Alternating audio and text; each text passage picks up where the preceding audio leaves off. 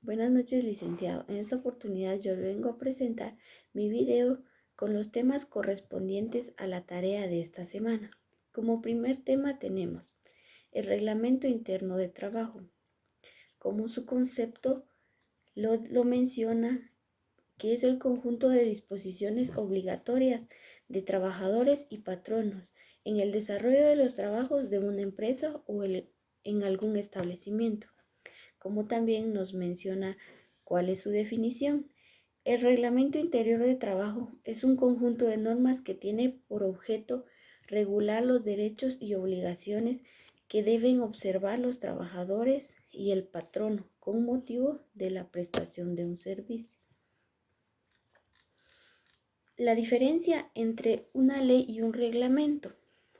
La diferencia en que la ley emana del organismo legislativo y el reglamento emana del organismo ejecutivo o entidades autónomas. Clasificación de los reglamentos. En esta oportunidad tenemos una variedad de reglamentos, que el primero es reglamentos de ejecución. Podemos mencionar que son aquellos reglamentos que el presidente de la República emite en ejercicio de la facultad que tiene, una facultad reglamentaria que la propia Constitución le atribuye para el cumplimiento de las leyes. El reglamento administrativo o de organización. Esta clase de reglamento generalmente es organizado por dependencias que no proceden de la ley, como ministros, direcciones o juntas generales. Los reglamentos autónomos o independientes. Nos dice que son aquellos reglamentos emitidos por las entidades autónomas provenientes de la Constitución Política de la República de Guatemala. Los reglamentos de necesidad.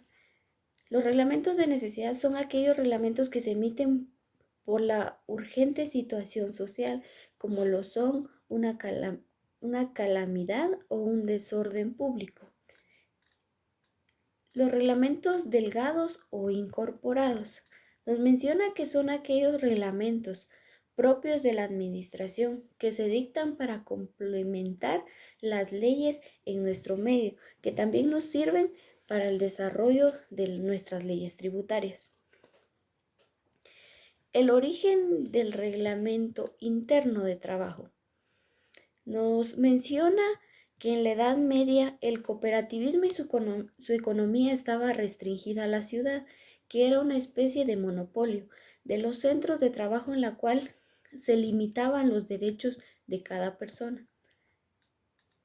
Una de las causas justificativas del Reglamento Interno de Trabajo surge del Reglamento de Taller como una necesidad y consecuencia de la concentración de los trabajadores, en que la fábrica donde el dueño ya no puede dirigir a sus subalternos, él ha tomado la decisión y tiene que recurrir así a órdenes y reglas que están meramente escritas.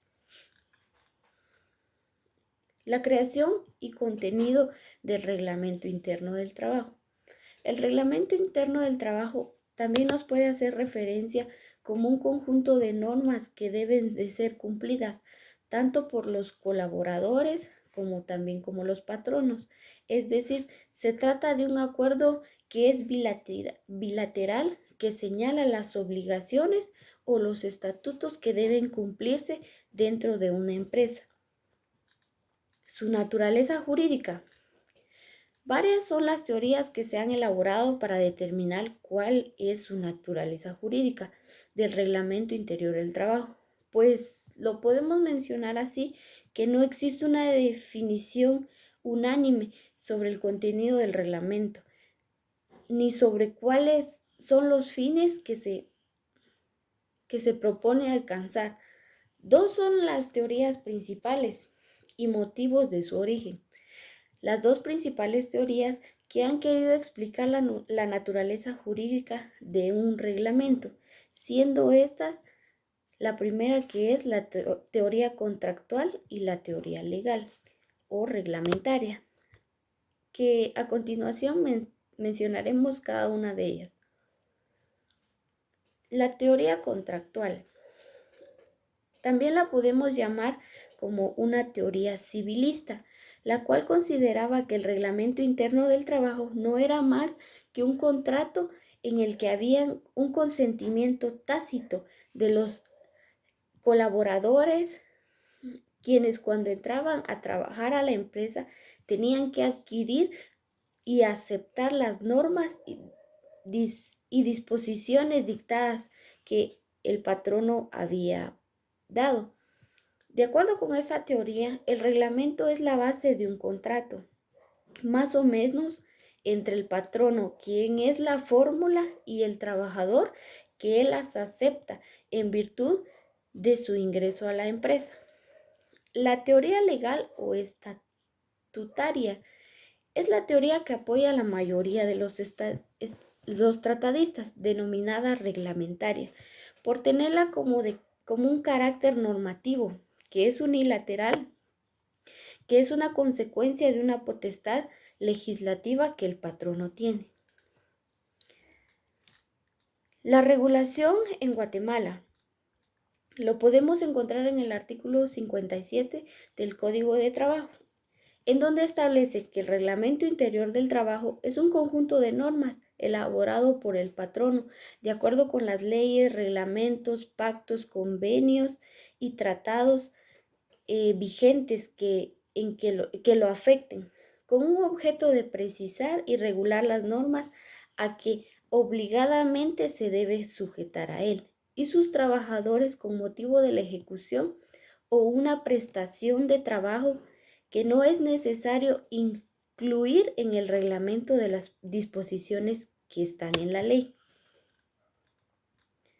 Como segundo tema tenemos los conflictos de trabajo.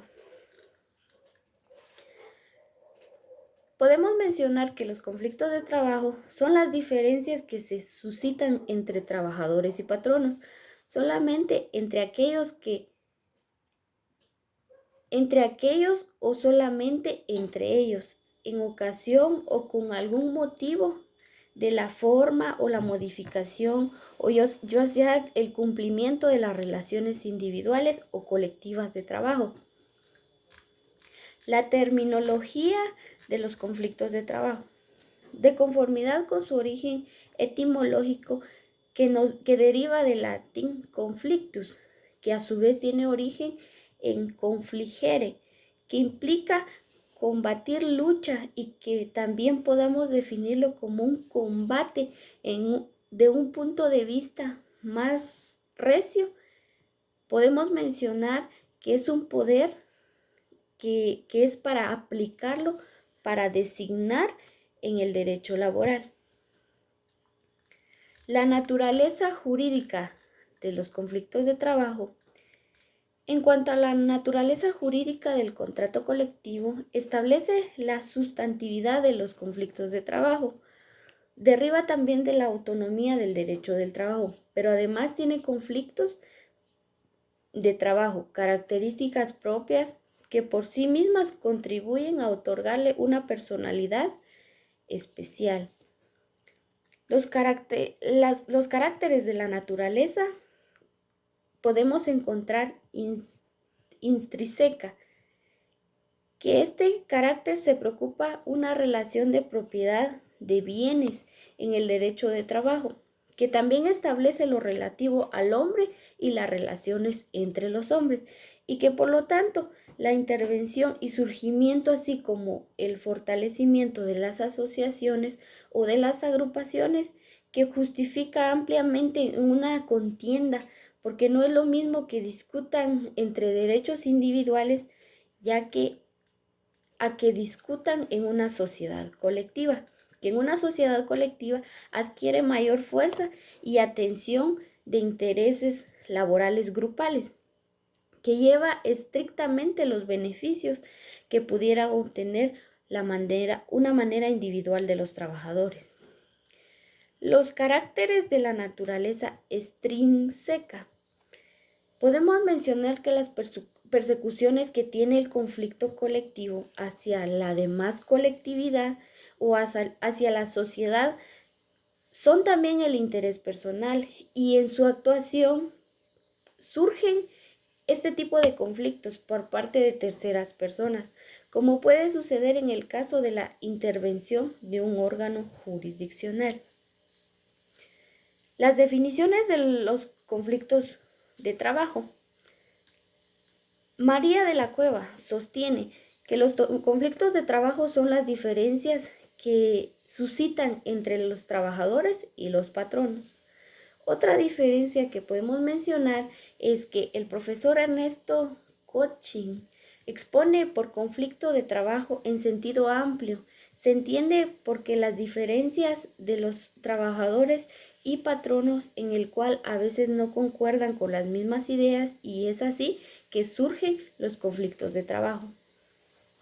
Manuela Alonso García también manifiesta que un conflicto de trabajo es toda situación jurídica que se produce en una consecuencia de una alteración en el desarrollo de una relación jurídica laboral.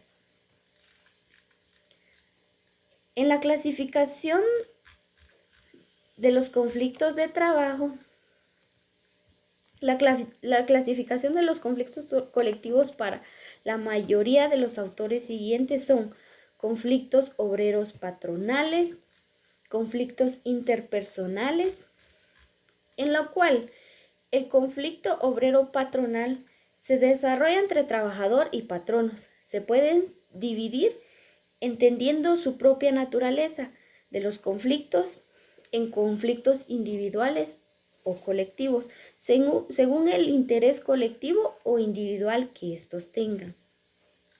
Los conflictos interpersonales se da cuando por ocasiones en los contratos colectivos son celebrados juntamente por varios patronos y sus intereses llegan a ser muy diferentes. En nuestro último tema, que son los sistemas de resolución de los conflictos de trabajo, tenemos la controversia y el conflicto. El conflicto ocurre cuando dos o más partes se encuentran en un total desacuerdo con respecto a la distribución de recursos materiales o simbólicos, actúan movidos por la incompatibilidad de metas, por diversos intereses. El surgimiento de los conflictos suele también darse en los desacuerdos que ya sean explícitos, amistosos o cooperativos, ya que los conflictos también llevan en sí mismo un desacuerdo acerca de lo que es verdadero o bueno o bello para cada quien. También se diferencia entre los desacuerdos que al momento de las personas involucradas para su propia conveniencia, aunque no tengan razón para ello, de que se le ha negado el derecho de satisfacer sus necesidades o sus intereses, por lo que el desacuerdo termina por convertirse en un total pleito. Un arreglo directo.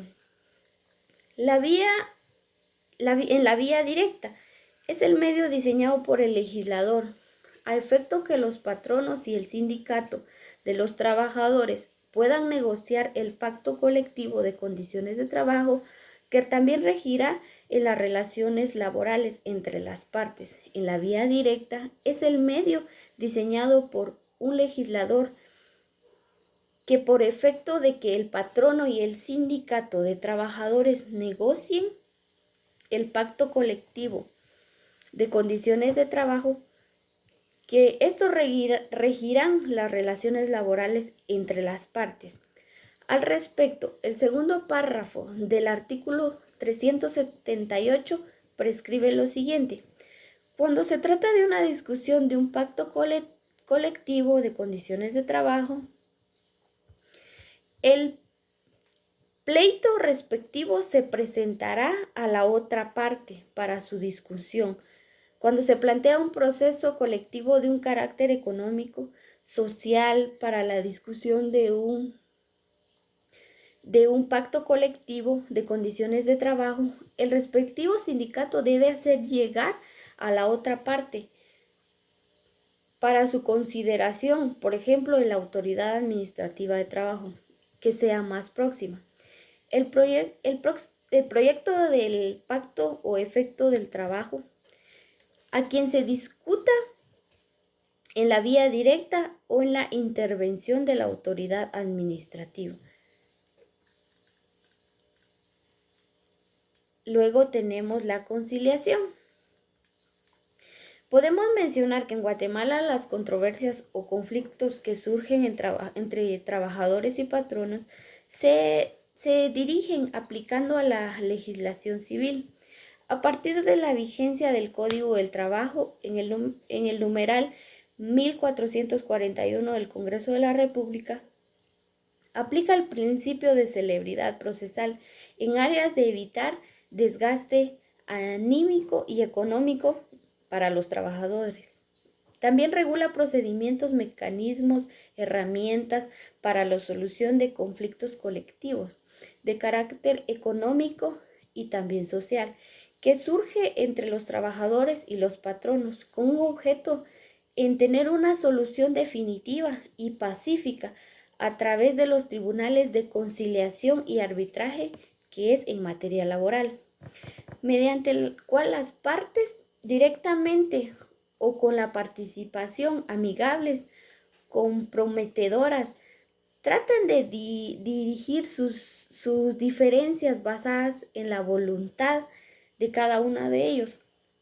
También procura la solución amigable, pronta a resolver este tipo de conflictos. La Constitución Política de la República de Guatemala, en el artículo 103, establece que en el derecho laboral es eminentemente conciliatorio y tutelar para los trabajadores. También nos indica que las normas del Código de Trabajo deben inspirarse en el principio de ser esencialmente conciliatorias entre el capital y el trabajador. Tenemos la mediación. Podemos mencionar que la mediación se trata de una instancia voluntaria en la cual asisten las dos partes interesadas por sus abogados, si así lo desean. El objeto primordial es superar el conflicto al cual han llegado, como también poder llegar a un acuerdo que evite la necesidad de recurrir a los tribunales de justicia en el proceso, que no existen ganadores o perdedores, pues los interesados también se beneficiarán de los acuerdos que logren en el manual del mediador del organismo judicial. La mediación también la definimos como un procedimiento voluntario, no adversario, en el que el tercer neutral especializado en la materia, que no tiene poder sobre las partes y que ayuda a estas para que a través de la comunicación y la cooperación encuentren por sí mismas el punto de armonía y una solución próxima y más propicia para resolver su conflicto. Es así como le he presentado mis diversos temas. Espero que sea de su agrado.